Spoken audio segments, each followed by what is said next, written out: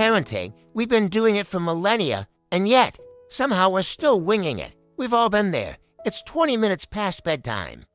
You're running on 3 hours of sleep and leftover mac and cheese.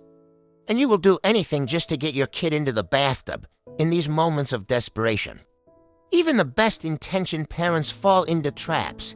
They're just like quicksand, you get sucked in bit by bit until you race stuck in a pattern that is incredibly hard to break. Today, we're breaking down the 3 most common parenting traps adapted from the Positive Parenting Program and, more importantly, how to climb out of them. TRAP1, the Escalation Trap. This one is a double-edged sword. It happens in 2 directions. Direction A, the child escalates. You say no to a candy bar, your child responds with a whine, then a scream, then a full-blown floor-drumming tantrum. Eventually, you break. You give them the candy just to make the noise stop. The result? You just taught them that no actually means level up your tantrum to unlock the prize.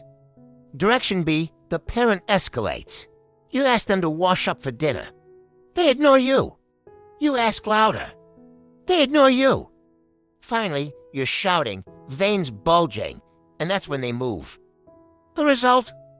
They've learned that your normal voice doesn't count. They don't have to listen until you hit maximum angry one. Stick to your guns. If you said no, ignore the behavior meant to change your mind.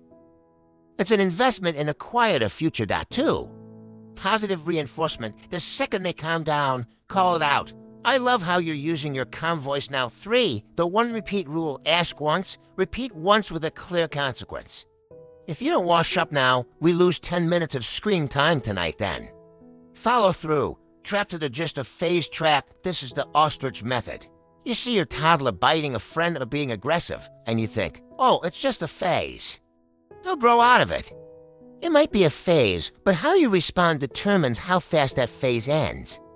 If there's no intervention, the child learns that hitting or grabbing is an effective way to get what they want or get your attention.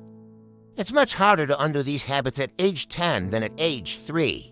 Treat behavior like a science experiment. Your child is testing a variable. If I hit, what happens? You are providing the result. Set the limit immediately. And this is the key. Heap on the praise when they don't hit in a situation where they usually would. Trap 3, the you do this on purpose trap. This is the most dangerous one because it is personal. You're late for grandma's house. You told them to get ready, and 10 minutes later, they're still playing with trucks. You think they are doing this specifically to push my buttons. Here's a pro tip. Take the word manipulative out of your vocabulary when it comes to your kids. Thinking of yourself as a victim and your child as a mastermind makes you respond with anger instead of leadership. Most of the time, they aren't plotting against you. They're just kids with underdeveloped self-control. Or maybe they're anxious about leaving the house. Remember that a tantrum is usually an act of desperation, not calculation. When you stop taking the behavior personally, you can keep a cool head and actually solve the problem. Ask yourself, what function does this behavior serve for them right now? Avoiding these traps isn't about being a perfect parent. It's about being a consistent one. It's hard work, and yeah, some days the mac and cheese wins, but recognize the quicksand and you're already halfway out. If you found this helpful, hit that like button and let me know in the comments which of these traps do you fall into most often.